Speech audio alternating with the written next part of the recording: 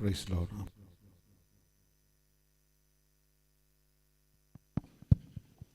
Price Lord. Hallelujah. ദൈവത്തിൻ്റെ അതിപരിശുദ്ധമായ നാമം വാഴ്ത്തപ്പെടുമാറാകട്ടെ. കൂടി വന്നിരിക്കുന്ന എല്ലാ പ്രിയപ്പെട്ടവർക്കും വേഗം വരുന്ന യേശുക്രിസ്തുവിൻ്റെ നിസ്തുല്യമായ നാമത്തിൽ എൻ്റെ സ്നേഹവന്ദനത്തെ അറിയിക്കുന്നു. ആമേൻ. ഹല്ലേലൂയ.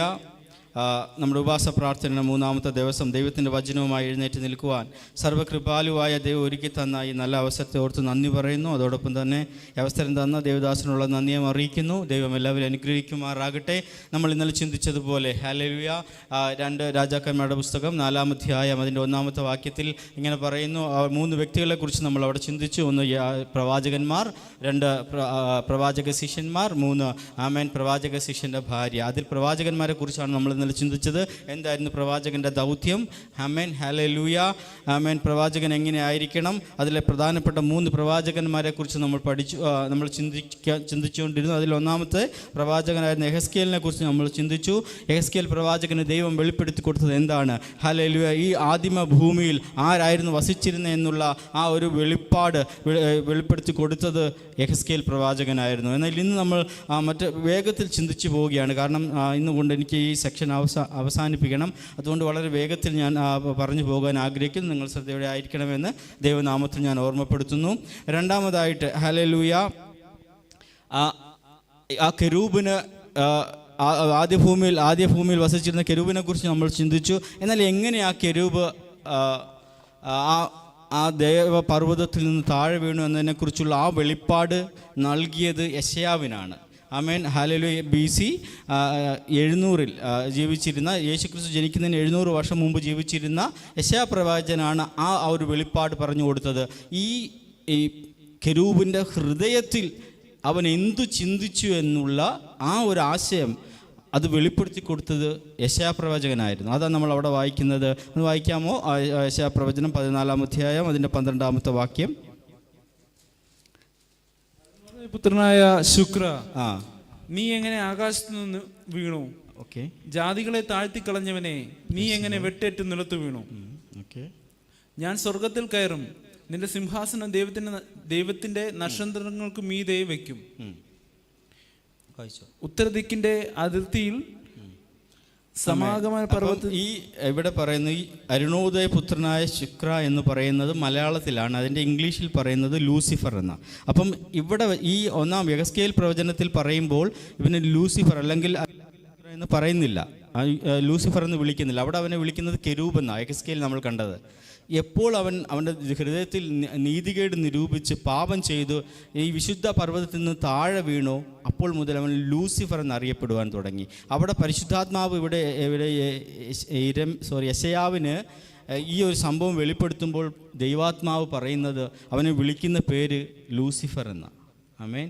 അങ്ങനെ ഈ ലൂസിഫർ എന്താ അവൻ ചിന്തിച്ചത്?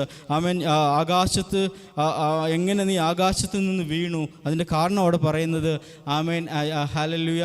അതിൻ്റെ താഴോട്ട് 13-ാമത്തെ വാക്യത്തിൽ, ഞാൻ സ്വർഗത്തിൽ കയറും, എൻ്റെ സിംഹാസനം ദൈവത്തിൻ്റെ നക്ഷത്രങ്ങൾക്ക് മീതെ ഞാൻ വെക്കും. അപ്പോൾ ഇവൻ്റെ ആഗ്രഹം എന്ന് പറയുന്നത് ദൈവത്തിൻ്റെ ഈ നിത്യത വസിക്കുന്നത് നക്ഷത്രങ്ങൾക്ക് മുകളിലാണ്. അപ്പോൾ അവിടെ അവന് കയറണം.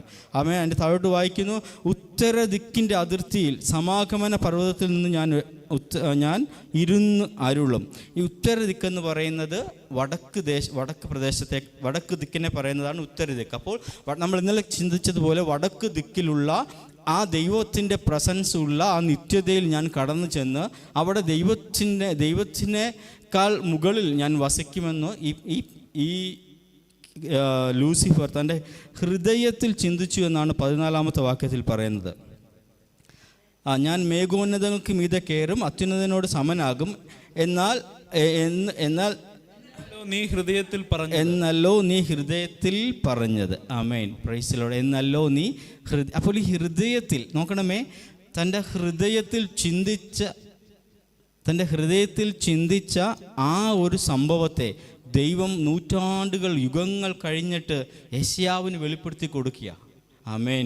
പിശാച് എന്തുകൊണ്ടാണ് തൻ്റെ ആ പദവി നഷ്ടപ്പെട്ടത്? ആ ജ്ഞാന സമ്പൂർണനും സൗന്ദര്യ സമ്പൂർണനുമായിരുന്ന 9 വിധ രത്നങ്ങൾ കൊണ്ട് അലങ്കരിച്ചിരുന്ന ചിറകുകളുള്ള ആ ദൈവസന്നിധിയിൽ ആരാധിച്ചുകൊണ്ടിരുന്ന ആ കെരൂബ് എങ്ങനെ വീണു എന്ന് അതിനുള്ള റീസൺ പറയുകയാണ്. അവൻ ഹൃദയത്തിൽ ദൈവത്തെക്കാൾ ഉന്നതനാകാൻ ശ്രമിച്ചു എന്ന് പറയുകയാണ്. എന്നെ കേൾക്കുന്ന ദൈവത്തിലെ 139 സങ്കീർത്തനം 139 സങ്കീർത്തനം അതിൻ്റെ 1ഉം 2ഉം വാക്യങ്ങളൊന്ന് വായിക്കാമോ? അവിടെ ഇങ്ങനെ പറയുന്നു, യഹോവേ നീ എന്നെ ശോധന ചെയ്ത്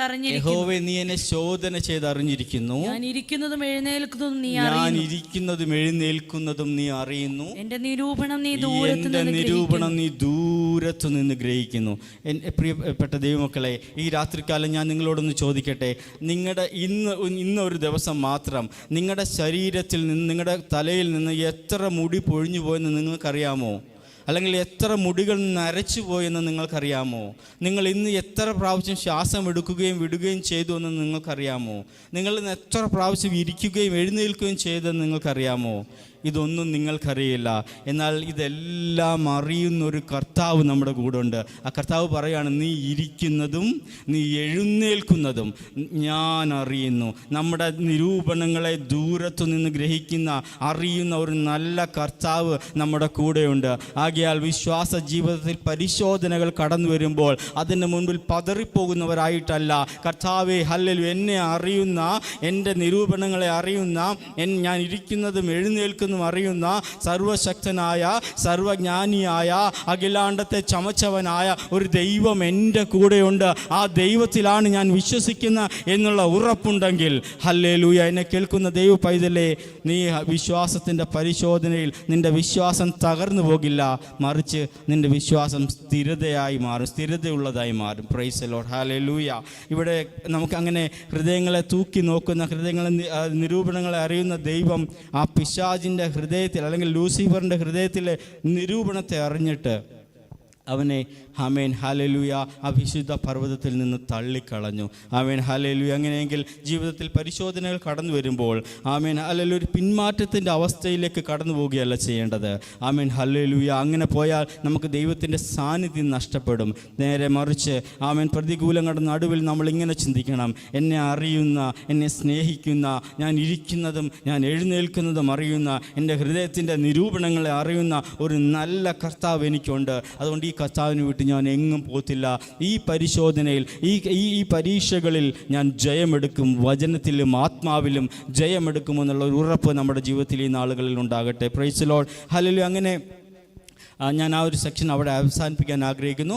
ഈ രണ്ടാമത്തെ പ്രവാചകനായ യെശയ്യാവിന് ദൈവം വെളിപ്പെടുത്തി കൊടുത്തു ഏത് റീസൺ കൊണ്ടാണ് ഇവൻ ലൂസിഫറായി മാറിയതെന്ന്. എന്നാൽ മൂന്നാമത് നമ്മൾ ചിന്തിക്കാൻ പോകുന്നത്, ഈ ലൂസിഫറിനെ കൂടാതെ ഈ ഭൂമിയിൽ ആദ്യ ഭൂമിയിൽ എത്ര പേര് ആദ്യ ഭൂമിയിൽ വസിച്ച് വേറെ ആൾക്കാരുണ്ടായിരുന്നോ? Amen hallelujah. നമ്മൾ വചനം പഠിക്കുമ്പോൾ 4000 വർഷത്തെ ചരിത്രമേ നമ്മൾ മുമ്പിലുള്ളൂ എന്ന് നമ്മൾ ചിന്തിക്കുന്നത്. എന്നാൽ 4000 വർഷത്തെ ചരിത്രമല്ല ബൈബിൾ പറയുന്നത്, ഈ ഭൂമി ഉണ്ടായത് മുതലുള്ള ചരിത്രം ഈ ബൈബിൾ പറയുന്നുണ്ട്.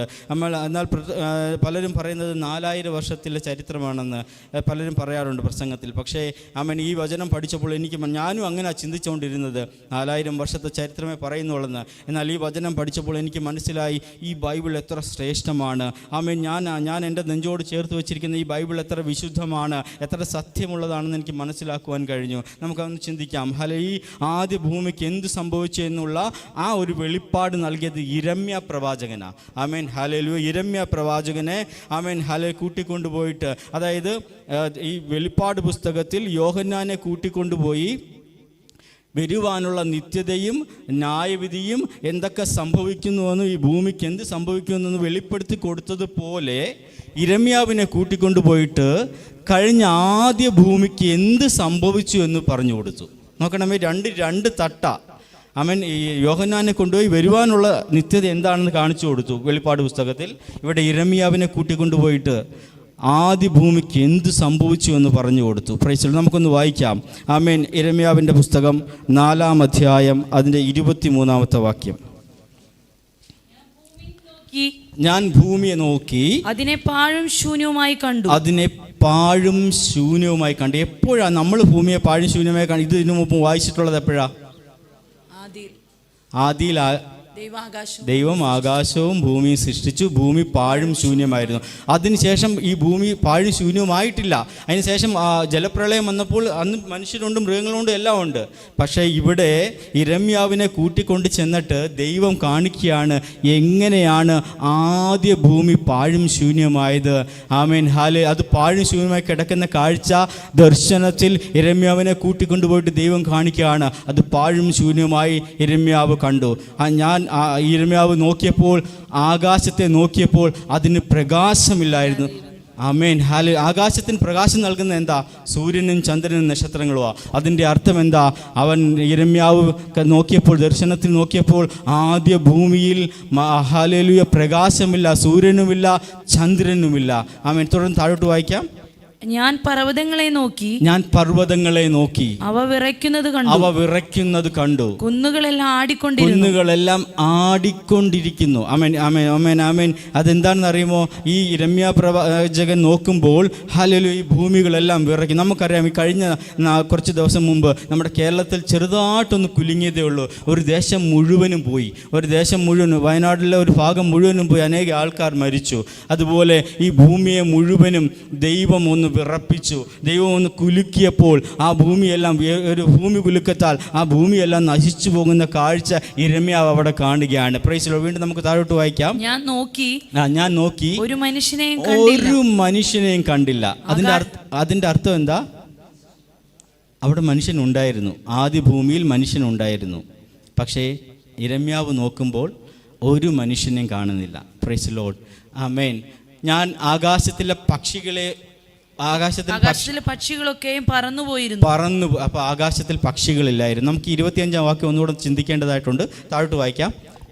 ഞാൻ നോക്കി ഉദ്യാനം മരുഭൂമിയായി തീർന്നത് കണ്ടു. അപ്പോൾ അവിടെ എന്തുണ്ടായിരുന്നു? ഉദ്യാനം ഉണ്ടായിരുന്നു. ആദ്യ ഭൂമിയിൽ ഉദ്യാനമുണ്ടായിരുന്നു. അതിലെ പട്ടണങ്ങളൊക്കെയും യഹോവയാൽ അവൻ്റെ ഉഗ്രകോപം ഹേതുവായി ഇടിഞ്ഞു പോയിരിക്കുന്നു. അപ്പോൾ ആ ആദ്യ ഭൂമിയിൽ പട്ടണങ്ങൾ ഉണ്ടായിരുന്നു. അതൊക്കെയും യഹോവയുടെ ഉഗ്രകോപം മുഖാന്തരം എന്ത് സംഭവിച്ചു? ഇടിഞ്ഞു പോയി. Price the Lord. നമുക്കിനി 25-ാമത്തെ വാക്യം 25-ാം വാക്യത്തിലേക്ക് ഒന്ന് വരാം.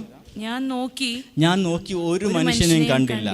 ആമേൻ. ആദ്യ ഭൂമിയിൽ മനുഷ്യനുണ്ടായിരുന്നു. Praise the Lord. ഹല്ലേലൂയ. മക്കളെ അതൊന്നിട്ട് ഞാൻ അതിനെക്കുറിച്ചൊന്ന് അന്വേഷിച്ചു. നമ്മൾ സാധാരണ പേപ്പർ ഒക്കെ വായിക്കുമ്പോൾ, ന്യൂസുകൾ വായിക്കുമ്പോൾ നമ്മളിങ്ങനെ കാണാറുണ്ട്. ആമേൻ. താഴോട്ട് കണ്ടോ? ജർമ്മനിയിലെ നിയാണ്ടർ താഴ്വരയിൽ 1,20,000 വർഷങ്ങൾക്ക് മുൻപ് മനുഷ്യൻ്റെ കണ്ടെത്തിയ അവശിഷ്ടങ്ങൾ 1,20,000 വർഷങ്ങൾക്ക് മുൻപ് അവിടെ ജീവിച്ചിരുന്ന മനുഷ്യൻ്റെ അവശിഷ്ടങ്ങളായിരുന്നു. ആമേൻ. അതിൻ്റെ അടുത്ത ക്ലിപ്പ്. ഇത് നിയാണ്ടർ താഴ്വരയിലുള്ള മനുഷ്യരെ കുറിച്ച് പറയുന്നതാണ്. അടുത്ത വേറൊരു ക്ലിപ്പുണ്ട്. അവിടെ ഒരു ഭാഗം പറയുന്നുണ്ട്. അതേ നിയാണ്ടർ താഴ്വരയിലെ മനുഷ്യനെ പാലസ്തീനിലെ മൗണ്ട് കാർമേൻ എന്ന സ്ഥലത്ത് നിന്നും അവർ അവശിഷ്ടങ്ങൾ കണ്ടെത്തി. പാലസ്തീനിലെ മൗണ്ട് കാർമേൻ എന്ന സ്ഥലത്ത് നിന്നും. പാലസ്തീൻ ഭൂപ്രദേശത്താണ് ഏദൻ തോട്ടം സ്ഥിതി ചെയ്യുന്നത്. അങ്ങനെയെങ്കിൽ നമ്മൾ ആദ്യം വായിച്ചിരുന്നു, ലൂസിഫറും കെരൂബും അവൻ്റെ സംഘവും പാർത്തിരുന്നത് എവിടെയായിരുന്നു? ഏദൻ തോട്ടത്തിലായിരുന്നു.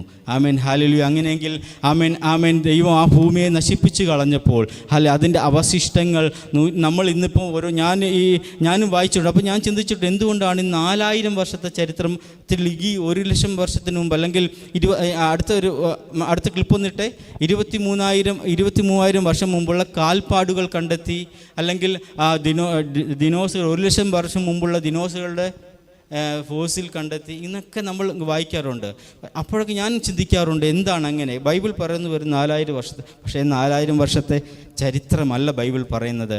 നമുക്കത് അറിയാത്തത് കൊണ്ടാണ്. ബൈബിൾ പറയുന്നു, ആദ്യം മുതലുള്ള ചരിത്രം ബൈബിൾ പറയുന്നുണ്ട്.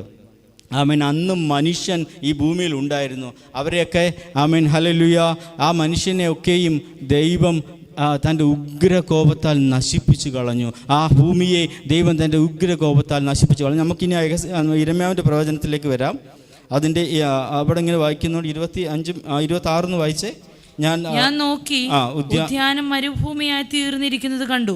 അതിലെ പട്ടണങ്ങളൊക്കെ യഹോവയാൽ അവന്റെ ഉഗ്രകോപം ഹേതുവായി ഇടിഞ്ഞു പോയിരുന്നു. 27 വായിച്ചേ. യഹോവ ഇപ്രകാരം അരുളി ചെയ്യുന്നു, ദേശമൊക്കെയും ശൂന്യമാകും, എങ്കിലും ഞാൻ മുഴുവനായി മുടിച്ചു കളയുകയില്ല. എങ്കിലും ഞാൻ മുഴുവനായി മുടിച്ചു കളയുകയില്ല. അപ്പോൾ യഹോവ പറയാ, ഞാൻ അതിനെ മുഴുവനായി മുടിച്ച് കളയില്ല. കാരണം എന്താണെന്നറിയോ? അതിനൊരു റീസൺ ഉണ്ട്. ഈ ഭൂമിയെ ദൈവം നിത്യതയ്ക്ക് വേണ്ടി ഒരുക്കിയിരിക്കുന്നതാണ്. ഭൂമി നിത്യതയ്ക്ക് വേണ്ടി. അതുകൊണ്ട് ഭൂമിയെ പൂർണ്ണമായിട്ട് മുടിച്ച് കളഞ്ഞില്ല. ഒരു വാക്യം ഒന്ന് വായിക്കാമോ? ആമേൻ.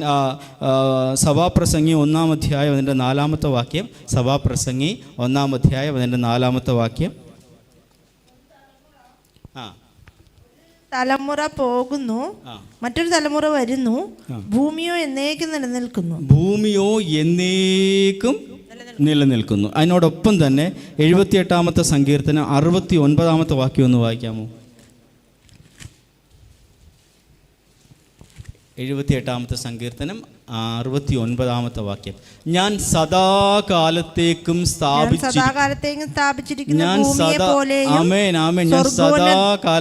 സ്ഥാപിച്ചിരിക്കുന്ന ഭൂമിയെ പോലെയും സ്വർഗോന്നതികളെ പോലെയും അവൻ തന്നെ വിശുദ്ധ മന്ദിരത്തെ പണിതു. അപ്പൊ സദാകാലത്തേക്ക് സ്ഥാപിച്ചിരിക്കുന്ന ഈ ഭൂമി ആയതുകൊണ്ട് ദൈവം ആ ഭൂമിയെ പൂർണ്ണമായി നശിപ്പിച്ച് കളയാതെ, ആമേൻ, അതിനെ ഹല്ലേലൂയ, അവിടെ ഉണ്ടായിരുന്ന അന്ന് ആദ്യ ഭൂമിയിൽ ഉണ്ടായിരുന്ന ആ മനുഷ്യനെയും മൃഗങ്ങളെയും കുന്നുകളെയും പർവ്വതങ്ങളെയും ഉദ്യാനങ്ങളെയും പട്ടണങ്ങളെയും ഒക്കെയും നശിപ്പിച്ചതിന് ശേഷം എന്ത് സംഭവിച്ചെന്നറിയാമോ? ഉൽപ്പത്തി 1:2 പറയുന്നു. ഉൽപ്പത്തി 1-ാം അധ്യായം 2-ാം വാക്യം ഒന്ന് വായിച്ചേ. അത് നശിപ്പിച്ചതിന് ശേഷം, തൻ്റെ ഉഗ്രകോപത്താൽ നശിപ്പിച്ചതിന് ശേഷം ഭൂമി പാഴും ശൂന്യമായി, ആഴത്തിനു മീതെ ഇരുളുണ്ടായിരുന്നു, ദൈവത്തിൻ്റെ ആത്മാവ് വെള്ളത്തിന്മീതെ പരിവർത്തിച്ചു കൊണ്ടിരുന്നു. അപ്പോൾ ആദ്യ ഭൂമിയെ വെള്ളം കൊണ്ട് നിറച്ചതിന് ശേഷം, അതിനെ അവരുടെ എല്ലാം നശിപ്പിച്ചതിന് ശേഷം, വെള്ളം കൊണ്ട് നിറച്ചതിന് ശേഷം അതിൻ്റെ മേൽ ദൈവത്തിൻ്റെ ആത്മാവിനെ കാവലാക്കി. Praise the Lord. ആമേൻ.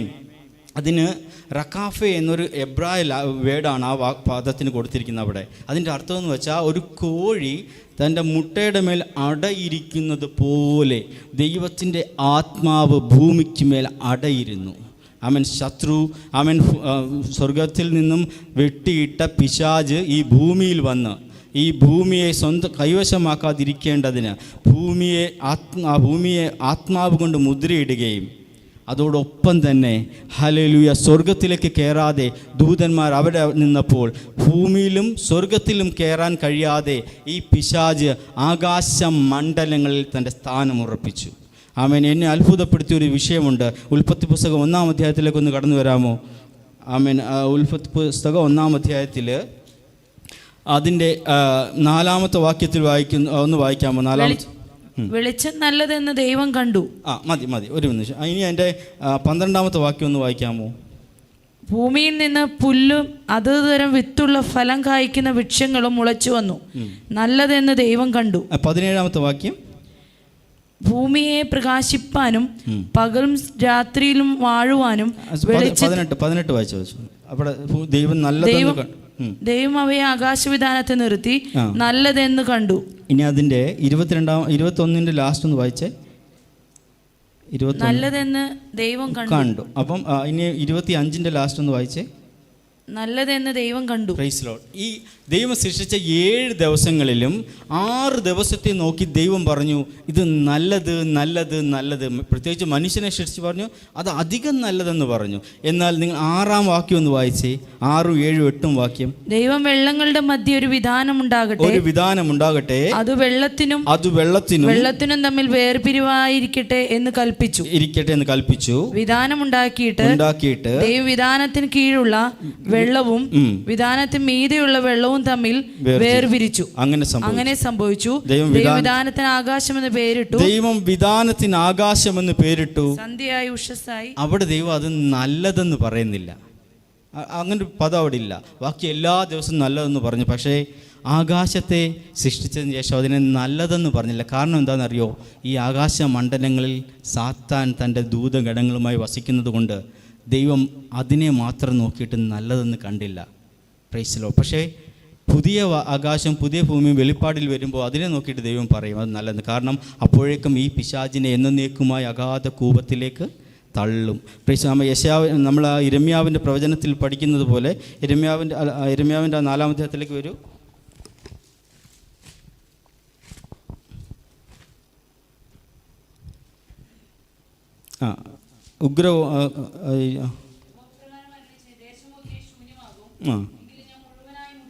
മുടിച്ചു കളയുകയില്ല. മതി. അപ്പം മുഴുവനായിട്ട് മുടിച്ചു കളയാത്ത ഈ ഭൂമിയെ എന്തുകൊണ്ടാണെന്നറിയോ? ഈ ഭൂമി നിത്യതയിലേക്ക് എത്താനുള്ളതാ.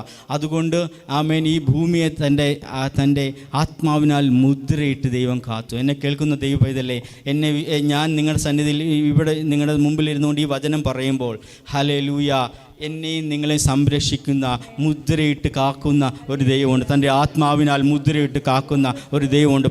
പ്രതികൂലങ്ങളുടെ മധ്യത്തിൽ, പരിശോധനകളുടെ മധ്യത്തിൽ പതറിപ്പോകുവാനായിട്ടല്ല എന്നെ നിങ്ങളെ മുദ്രയിട്ട് കാക്കുന്ന.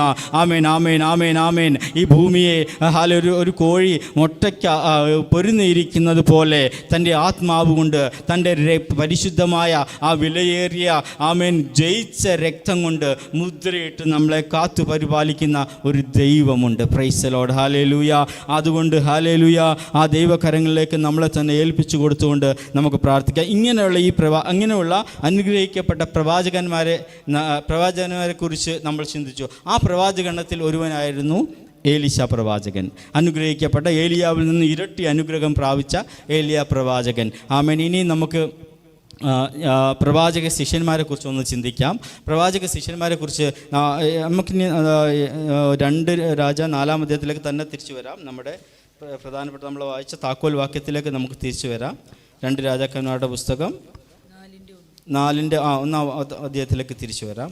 പ്രവാചക ശിഷ്യന്മാരുടെ ഭാര്യമാരിൽ ഒരുത്തി ഏലീശയോട് നിലവിളിച്ചു. പ്രവാചക ശിഷ്യന്മാരുടെ ഭാര്യമാരിൽ ഒരുത്തി ഏലീശയോട് നിലവിളിച്ചു. അപ്പോൾ ഈ പ്രവാചക ശിഷ്യന്മാർ ആരാണ്? ആമേൻ, ഹല്ലേലൂയ. ആ 2-ാം അധ്യായത്തിൻ്റെ 3-ാം വാക്യം ഒന്ന് വായിക്കാമോ? ബഥേലിലെ പ്രവാചക ശിഷ്യന്മാർ ഏലീശയോട്. അപ്പം ബഥേലിൽ ഒരു കൂട്ടം പ്രവാചക ശിഷ്യന്മാർ ഉണ്ടായിരുന്നു.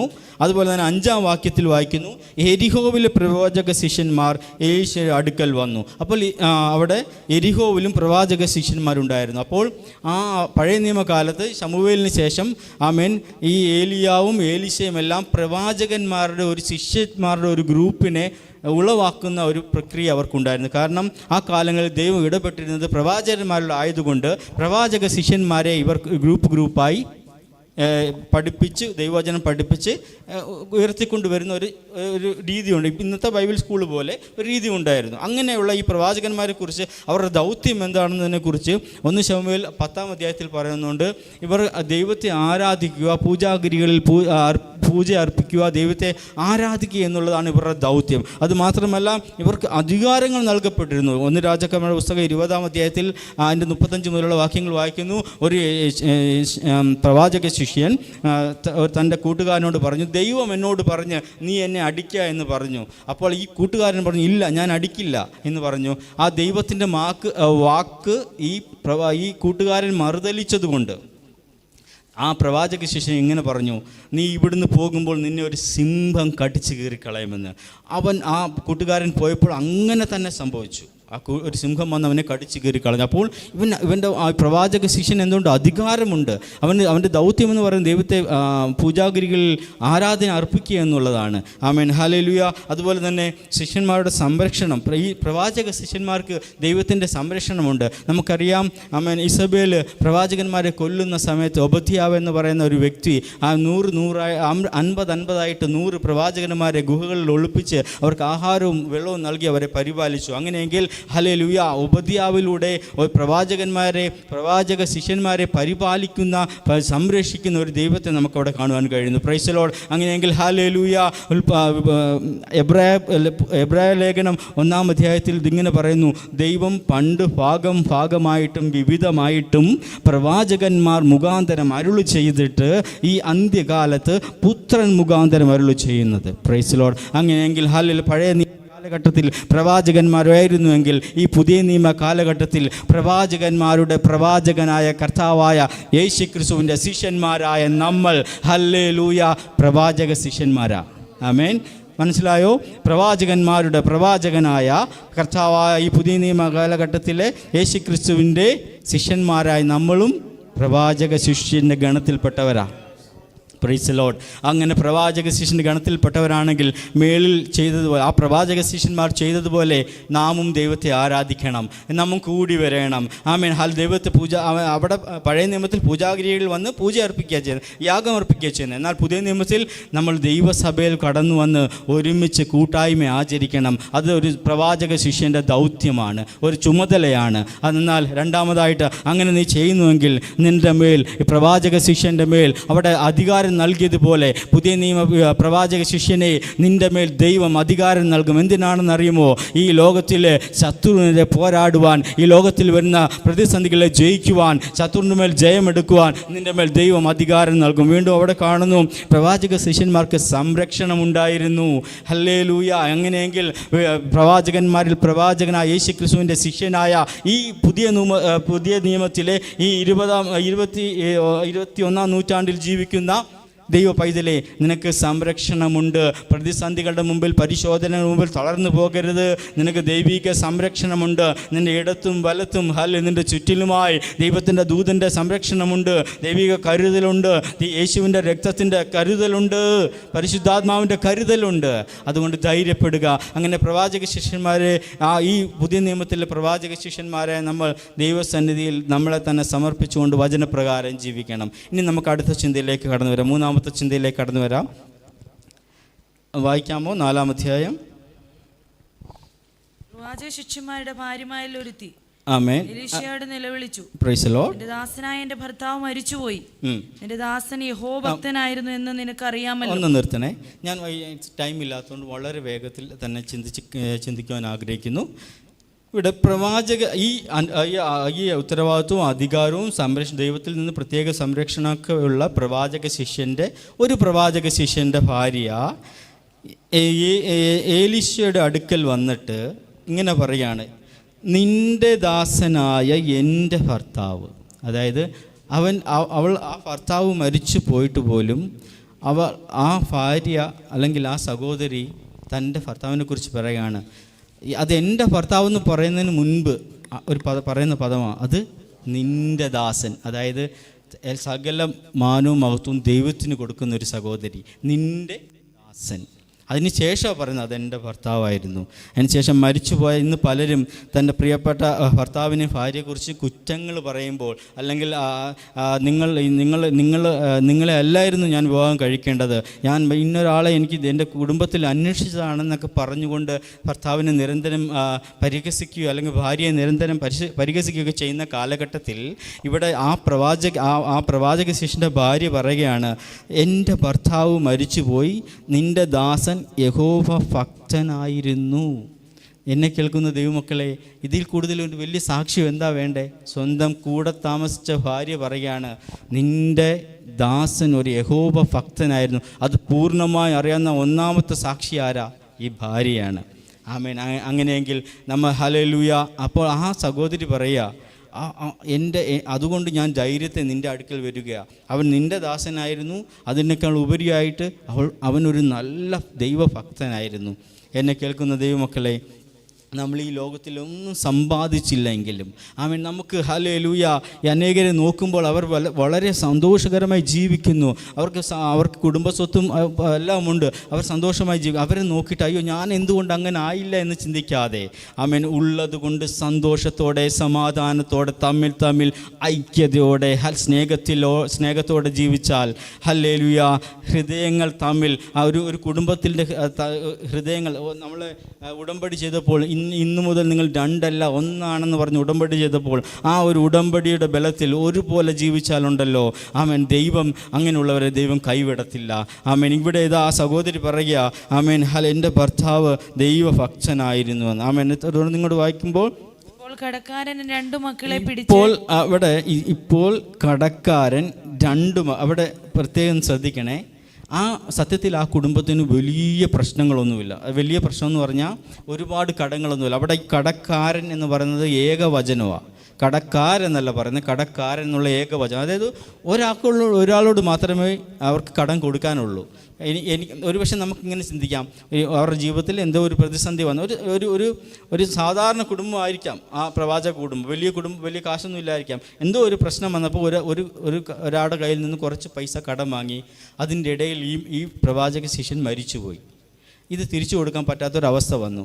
ഒരു വ്യക്തിയുള്ളൂ, അതാ കടക്കാരൻ എന്ന് പറയുന്നത്. അപ്പോൾ അതിന് പകരമായിട്ട് അന്നത്തെ ഇത് വെച്ചിട്ട് ആ കടക്കാരൻ വന്നു പറഞ്ഞു, ഒരു കാര്യം ചെയ്യ്, നിൻ്റെ മക്കളെ അടിമകളായി വിടൂ, ഇത്ര വർഷമല്ല എൻ്റെ കൂടെ ജോലി ചെയ്യട്ടെ, ആ കാശ് എന്ന് എനിക്ക് മുതലാകുന്നു, അന്ന് ഞാൻ തിരിച്ചു വിടാമെന്ന് പറഞ്ഞു കാണും. അത് പക്ഷേ ഒരമ്മയാണ്, 2 മക്കളേ ഉള്ളൂ, ഭർത്താവ് മരിച്ചുപോയി. ആ അമ്മയുടെ ഹൃദയം അപ്പോഴൊന്ന് തേങ്ങി. ഈ കുഞ്ഞുങ്ങളെ പറഞ്ഞു വിട്ടാൽ എന്ത് സംഭവിക്കും എന്നുള്ളൊരു തേങ്ങൽ ആ അമ്മയുടെ ഹൃദയത്തിൽ ഉണ്ടായതുകൊണ്ട് അമ്മ അപ്പോൾ ചിന്തിച്ചത് എന്താ, ഞാൻ എന്തിനാ എൻ്റെ മക്കളെ ഈ കടക്കാരനോട് കൂടെ വിടുന്നേ? നേരെ മറിച്ച് എൻ്റെ ഹസ്ബൻഡ്, എൻ്റെ ഭർത്താവ് സേവിച്ചിരുന്ന ഒരു ദൈവമുണ്ടല്ലോ, യഹോവ ഭക്തനായിരുന്ന എൻ്റെ ഭർത്താവ് സേവിച്ചിരുന്ന ഒരു ദൈവമുണ്ടല്ലോ, ഞാൻ അവിടെ പോകും, ഞാൻ ഇവിടെ പോകില്ല എന്ന് ആ സഹോദരി തൻ്റെ പരിശോധനയുടെ മുമ്പിൽ, തൻ്റെ ജീവിതത്തിൽ വന്ന ആ വലിയ ശോധനയുടെ മുൻപിൽ, ആ കഷ്ടതയുടെ മുമ്പിൽ തീരുമാനമെടുത്തപ്പോൾ ദൈവം അവിടെ പ്രവർത്തിച്ചു. Price the Lord, hallelujah. ആ തീരുമാനമെടുത്തപ്പോൾ ദൈവം അവിടെ പ്രവർത്തിച്ചു. എന്നെ കേൾക്കുന്ന ദൈവത്തിലേക്ക് കഷ്ടങ്ങളുടെ മധ്യത്തിൽ പതറിപ്പോകാതെ ദൈവസന്നിധിയിൽ അടുത്ത് നിൽക്കുമെന്ന് തീരുമാനമെടുത്താലുണ്ടല്ലോ, ദൈവം നമ്മളെ കൈവിടത്തില്ല. പ്രൈസ് ദി ലോർഡ്, ആമേൻ. കഷ്ടങ്ങളൊക്കെ വരുമെന്നേ, പ്രതിസന്ധികളൊക്കെ വരുമെന്നേ, അതൊക്കെ എല്ലാവരുടെ ജീവിതത്തിലുള്ളതാ. നമ്മെ ഹല്ലേലൂയ ആമേൻ അതിനെയൊക്കെ അതിജീവിക്കാൻ നമ്മളിലുള്ള പ്രത്യാശയും ആമേൻ ആമേൻ ആമേൻ നമ്മളിലുള്ള ആ ഒരു ദൈവവചനത്തിലുള്ള ആ ഒരു ബലത്തിലും കഴിയുമെന്നേ. സ്തോത്രം. അവിടെ ഈ സഹോദരി അങ്ങനെ ദൈവദാസൻ്റെ അടുക്കലേക്ക് വന്നു. ആമേൻ. അപ്പോൾ ആ ദൈവദാസൻ പറയാ, എലീശ അവളോട്, ഞാൻ നിനക്ക് വേണ്ടി എന്ത് ചെയ്യണം പറക, വീട്ടിൽ നിനക്ക് എന്തുള്ളൂ എന്ന് ചോദിച്ചു. ഒരു ഭരണി എണ്ണയല്ലാതെ. അപ്പോൾ ഇങ്ങനെ പറഞ്ഞു, ഞാൻ നിനക്ക് വേണ്ടി എന്ത് ചെയ്യണം. അപ്പം ഈ ദൈവദാസൻ്റെ അടുക്കിലേക്ക് വന്നപ്പോൾ ആദ്യത്തെ ചോദ്യം എന്താ, ഞാൻ നിനക്ക് വേണ്ടി എന്ത് ചെയ്യണം. ഈ ചോദ്യം പുതിയ നിയമത്തിൽ നിങ്ങളൊന്ന് പരിശോധിച്ച് നോക്കി, എത്ര അടുത്ത് ഈ ചോദ്യം ഉണ്ടല്ലേ. ഞാൻ നിനക്ക് അപ്പോസ്തലന്മാർ, യേശുക്രിസ്തു, എല്ലാവരും ചോദിക്കുന്ന ചോദ്യമാണ്, ഞാൻ നിനക്ക് വേണ്ടി എന്ത് ചെയ്യണം. അങ്ങനെ ചോദിക്കുന്നത് എന്തിനാണെന്നറിയോ? ഹൃദയത്തിലുള്ളതെല്ലാം പുറത്തു വരാൻ വേണ്ടിയാണ്. ദൈവസന്നിധിയിൽ ഹൃദയം തുറന്നാൽ മാത്രമേ അതിന് മറുപടി ഉള്ളൂ. അപ്പം അതുകൊണ്ട് ആ ചോദ്യം, ഞാൻ നിനക്ക് വേണ്ടി എന്ത് ചെയ്യണം. ഉടനെ അവൾ പറഞ്ഞു നിൻ്റെ വീട്ടിൽ എന്തുണ്ട്. അപ്പോൾ അവളുടെ കയ്യിൽ എന്തുണ്ടെന്നുള്ള ആ ചോദ്യമാണ്. അപ്പം അവൾ പറഞ്ഞു, അവൾ ആ ഉള്ള സത്യം ഉള്ളതുപോലെ പറഞ്ഞ്, ഈ ഒരു ഭരണി എണ്ണ ഉണ്ടല്ലോ. സാധാരണ ആൾക്കാർ എന്നാൽ വീട്ടിലുള്ള കാര്യം പറയത്തില്ല, ദൈവത്തിൻ്റെ അടുത്ത് പറയത്തില്ല. ദൈവത്തിന് അറിയാലോ, അത് ഉള്ളതുകൊണ്ട് ചിലപ്പോൾ എനിക്ക് തരത്തില്ല എന്ന് വിചാരിച്ചിട്ട് പറയത്തില്ല. പക്ഷേ ഇവൾ എന്ത് ചെയ്യുന്നറിയോ, നേരെ വന്നിട്ട് തൻ്റെ ഉള്ള അവസ്ഥ അങ്ങ് തുറന്നു പറഞ്ഞു, ദൈവമേ ഇതാ എൻ്റെ അവസ്ഥ, എൻ്റെ വീട്ടിൽ ഒരു ഭരണി എണ്ണയേ ഉള്ളൂ. അപ്പോൾ അവളുടെ തൻ്റെ ഏറ്റുപറച്ചിലിൽ ദൈവം അവിടെ അത്ഭുതം ചെയ്യാൻ തുടങ്ങി. ദൈവം അവിടെ എലീശയിലൂടെ ദൈവം സംസാരിച്ചു. അവളോട് പറയുക, നീ കടന്നു ചെന്നിട്ട് നിൻ്റെ അയൽക്കാരോട് വെറും പാത്രങ്ങൾ വാങ്ങുക. ഒരു അർത്ഥമുണ്ട്. നീ കടന്നു ചെന്നിട്ട് ദൈവം നിൻ്റെ ജീവിതത്തിൽ അത്ഭുതം പ്രവർത്തിക്കണമെങ്കിൽ എന്ത് ചെയ്യണമെന്നറിയോ? നീ ദൈവത്തോടും മനുഷ്യനോടും ഐക്യതയുള്ളവരായിരിക്കണം. ദൈവത്തോടും മനുഷ്യരോടും ഒരുമയും കൂട്ടായ്മയും ഉണ്ടായിരിക്കണം. അല്ലാതെ മനുഷ്യരെ തള്ളിക്കളഞ്ഞിട്ട് ഞാൻ ദൈവം മാത്രം മതിയെന്ന് പറഞ്ഞു പോയാൽ ദൈവം പ്രവർത്തിക്കത്തില്ല. ദൈവം വേണം. അതേ സമയത്ത് നമ്മുടെ കൂടെ നമ്മുടെ വിശ്വാസികൾ, നമ്മുടെ സഹപ്രവർത്തകർ, നമ്മുടെ മാതാപിതാക്കൾ, നമ്മുടെ കൂട്ടുകാർ, അതവർ ഏത് ജാതിയിൽപ്പെട്ടവരായിക്കോട്ടെ, അവരുമായിട്ടെല്ലാം നമുക്കൊരു നല്ല റിലേഷൻഷിപ്പ് വേണം. ആമേൻ. അതാണ് ഇവിടെ പറയുന്നത്. ഈ സഹോദരി അടുത്ത് പറയുക, ആമേൻ, നീ ചെന്നിട്ട് നിൻ്റെ അയൽക്കാരുടെ ഈ പാത്രം ചോദിച്ചാൽ കൊടുക്കണമെങ്കിൽ ആമേൻ ഇവരുമായിട്ടുള്ള ബന്ധം എങ്ങനെ ആയിരിക്കണം? പിണങ്ങിയിരിക്കുന്നിടത്ത് എന്നിട്ട് ഒരു പാത്രം തരാൻ ചോദിച്ചാൽ അവരെന്ത് പറയും? വിട്ടു പൊക്കോളാൻ പറയും, അല്ലേ? ഞാൻ തരത്തില്ല, നീ എന്നോട് ഇന്നലെ വരെ മിണ്ടായിരുന്നിട്ട് ഇന്ന് വന്നിട്ട് പാത്രം ചോദിക്കുന്നു, ഇല്ല ഞാൻ തരത്തില്ലെന്ന് പറയും. പക്ഷേ അതുകൊണ്ട് ഇവിടെ ദൈവദാസൻ പറയുക, നീ ചെന്നിട്ട് വെറും പാത്രം വാങ്ങിക്കണം. ഇവൾ ചെന്ന് വാങ്ങിച്ചു. അതിൻ്റെ അർത്ഥം ഇവൾക്ക് അയൽക്കാരുമായിട്ടൊന്നും യാതൊരു പ്രശ്നമില്ല. കാരണം ഇവളൊരു ദൈവഭക്തിയാണ്, ഭക്തൻ്റെ ഭാര്യയാണ്. ആമേൻ. എല്ലാവരുമായിട്ട് സ്നേഹത്തിൽ പോകുന്ന ഒരു ദൈവഭക്തൻ്റെ ഭാര്യയാണ്. ആമേൻ. പ്രതിസന്ധി കടന്നു വന്നപ്പോൾ ദൈവത്തിൻ്റെ അടുക്കിലേക്ക് ഓടി വന്നവളാണ്. Price the Lord. അവിടെ നമുക്ക് കാണുവാൻ കഴിയുന്നു. അങ്ങനെ അവ വന്നു, വെറും പാത്രങ്ങൾ വാങ്ങി, നീയും, അതിൻ്റെ 4-ാമത്തെ വാക്യം, നീയും നിൻ്റെ മക്കളും അകത്ത് കയറുക. അപ്പം ഈ മക്കളോട് പറഞ്ഞപ്പം മക്കൾ ഓടി വന്ന് അമ്മയെ സഹായിക്കാൻ വേണ്ടി അകത്ത് കയറി. അതിൻ്റെ അർത്ഥം മക്കളും ഈ അമ്മയെ അനുസരിക്കുന്നവരായിരുന്നു. അപ്പം മക്കളുമായിട്ട് ഒരു സ്നേഹബന്ധം ഈ സഹോദരിക്ക് ഉണ്ടായിരുന്നു. ഇതെല്ലാം കണ്ടിട്ട് ആമേൻ ദൈവം പറഞ്ഞു, നമുക്കവിടെ കാണുവാൻ കഴിയുന്നു, അവരകത്ത് കയറി വാതിലടച്ചു. ആമേൻ ആ എണ്ണ പകരുവാൻ തുടങ്ങി. ആ എണ്ണയ്ക്ക് വർധന ഉണ്ടാകാൻ തുടങ്ങി. അവർ കൊണ്ടുവന്ന എല്ലാ പാത്രങ്ങളിലും എല്ലാ പാത്രങ്ങളിലും ആ എണ്ണ നിറയുവാൻ തുടങ്ങി. Price the Lord, hallelujah. എന്നെ കേൾക്കുന്ന ദൈവപൈതലേ, ദൈവസന്നിധിയിലേക്ക് നമ്മളെ തന്നെ സമർപ്പിച്ചുകൊണ്ട് സ്നേഹത്തിലും ഹല്ലേലൂയ ഐക്യതയിലും കൂട്ടായ്മയിലും ആത്മാനിറവിലും വചനത്തിലും ഉറച്ചുകൊണ്ട് ഒരു നല്ല വിശ്വാസ ജീവിതം നയിക്കുന്നുവെങ്കിൽ ഹല്ലേലൂയ, പ്രൈസ് ദി ലോർഡ്, നമ്മളെ കൈവിടാത്ത, നമ്മുടെ കൂടെ ഇരിക്കുന്ന, നമ്മുടെ അനർത്ഥങ്ങളും പരീക്ഷകളും പരിശോധനകളും ജീവിതത്തിൽ കടന്നു വരുമ്പോൾ ഹല്ലേലൂയ അതിൻ്റെ മേൽ ജയമെടുക്കുന്ന ഒരു കർത്താവുണ്ട്. ഹല്ലേലൂയ. ഇന്ന് ഞങ്ങൾ ഇങ്ങോട്ട് വന്നപ്പോൾ ദേവദാസൻ്റെ കൂടെ വണ്ടിയിൽ ഇങ്ങോട്ട് വന്നപ്പോൾ ദേവദാസൻ ഞങ്ങൾ ചില കാര്യങ്ങൾ സംസാരിച്ചപ്പോൾ ഒരു കാര്യം പറഞ്ഞു. ചില സമയത്ത് പരിശോധനകൾ കടന്നു വരുന്നത് ഒരു നദി ഒഴുകി വരുന്നത് പോലെ, അത് പെട്ടെന്ന് വരുക, വന്ന് കയറുക, എന്നിട്ട് എല്ലായിടും അങ്ങ് വ്യാപരിക്കും. എല്ലാവരിലും, വീട്ടിലുള്ള എല്ലാവരിലും അതങ്ങ് ഇടപെടുക ആ പ്രശ്നം. അങ്ങനെ ഞങ്ങൾ സംസാരിക്കാനിടയത്തിന് അവിടെയുള്ള നമ്മൾ പിടിച്ചു നിൽക്കണമെന്ന്, അങ്ങനെയുള്ള പ്രതിസന്ധികൾ കടന്നു വരുമ്പോൾ നമ്മൾ അതിനെ ജയമെടുക്കണമെന്ന് ഞങ്ങൾ സംസാരിച്ചുകൊണ്ട് വരിക. അപ്പോൾ ഇവിടെ വന്ന് ഇരുന്നപ്പോൾ അതിനോട് ചേർന്ന് ദൈവാത്മാവ് ഒരു ചിന്തയും കൂടി എനിക്ക് തന്നു, എന്നെ ബലപ്പെടുത്തി. നദി പോലെ പ്രശ്നങ്ങൾ കടന്നു വരുമ്പോൾ, നമ്മുടെ ചുറ്റും കടന്നു വരുമ്പോഴുണ്ടല്ലോ, അല്ലെങ്കിൽ സമുദ്രം പോലെ കടന്നു വരുമ്പോൾ, സമുദ്രത്തിൻ്റെ അലറി വരുന്ന സമുദ്രത്തിന് മണൽ തിട്ടുകൊണ്ട് തിരമാലയിട്ടൊരു കർത്താവ് നമുക്കുണ്ടെന്നേ. ഹല്ലേലൂയ. പിന്നെ എന്നാ പേടിക്കാനാ? അലറി വരുന്ന പ്രശ്നങ്ങളും പ്രതികൂലങ്ങളും കടന്നു വരുമ്പോൾ എന്ത് പ്രശ്നങ്ങളും വന്നോട്ടെ, പരിശോധനകൾ വന്നോട്ടെ, നീ വിശ്വാസത്തിൽ നിന്ന് സ്ഥിരതയോടെ നിൽക്കുക.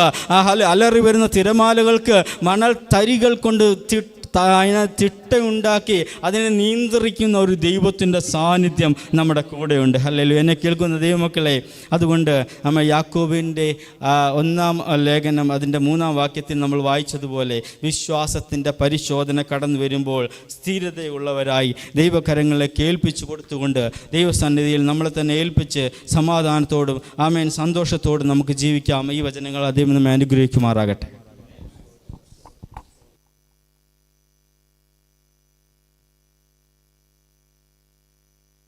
Price the Lord, hallelujah. ദേവദാസന് 2 ദിവസം ഓഫുണ്ട്. ആ 2 ദിവസത്തിൽ ഓടിച്ച് തീർക്കാൻ വേണ്ടി ഇന്ന് ഓടിയ ഓട്ടമാണിത്. എനിക്കറിയാം ഈ സെക്ഷൻ ഇങ്ങനെയൊന്നും അല്ല പുള്ളി പ്രിപ്പയർ ചെയ്തത്. ഇനിയും പുള്ളിക്ക് അങ്ങോട്ടുള്ള ദിവസങ്ങളെല്ലാം ഡ്യൂട്ടിയുണ്ട്. ഇന്ന് 2 ദിവസമേ ഉള്ളൂ, ഇന്നലെ ഇന്നുമായിട്ട്. സ്തോത്രം. എന്താണെങ്കിലും ദൈവസന്നിധിയിൽ ദൈവം പരിശുദ്ധാത്മാവ് ദാസന് കൊടുത്ത ആലോചനയും ധൂതും ദൈവസഭയ്ക്ക് പൂർണ്ണമായ അനുഗ്രഹമായി എന്ന് ഞാൻ പൂർണ്ണമായി വിശ്വസിക്കുന്നു. ഞാൻ ഇതിൻ്റെ തുടക്കത്തിൽ പറഞ്ഞതുപോലെ തന്നെ ഇന്നലെയും ഞാൻ അത് പിന്നെയും എടുത്തു പറഞ്ഞു. വിശ്വാസം തുടങ്ങുന്നത് ക്രിസ്തുവിലുള്ള സ്നേഹത്തിലാണ്. ഇന്ന് അവസാനിപ്പിച്ചത് ക്രിസ്തുവിലുള്ള സ്നേഹത്തിലാണ് വിശ്വാസം തുടങ്ങുന്നത്. ക്രിസ്തുവിലുള്ള സ്നേഹത്തിലാണ് വിശ്വാസത്തെ പൂർത്തീകരിക്കാൻ കഴിയുന്നത്. ക്രിസ്തുവിലുള്ള സ്നേഹം എങ്ങനെ പൂർത്തീകരിക്കാൻ കഴിയുമെന്ന് അവസാനമായി പറഞ്ഞ വാക്ക് ഏത്? സ്തോത്രം. പ്രവാചക ശിഷ്യൻ്റെ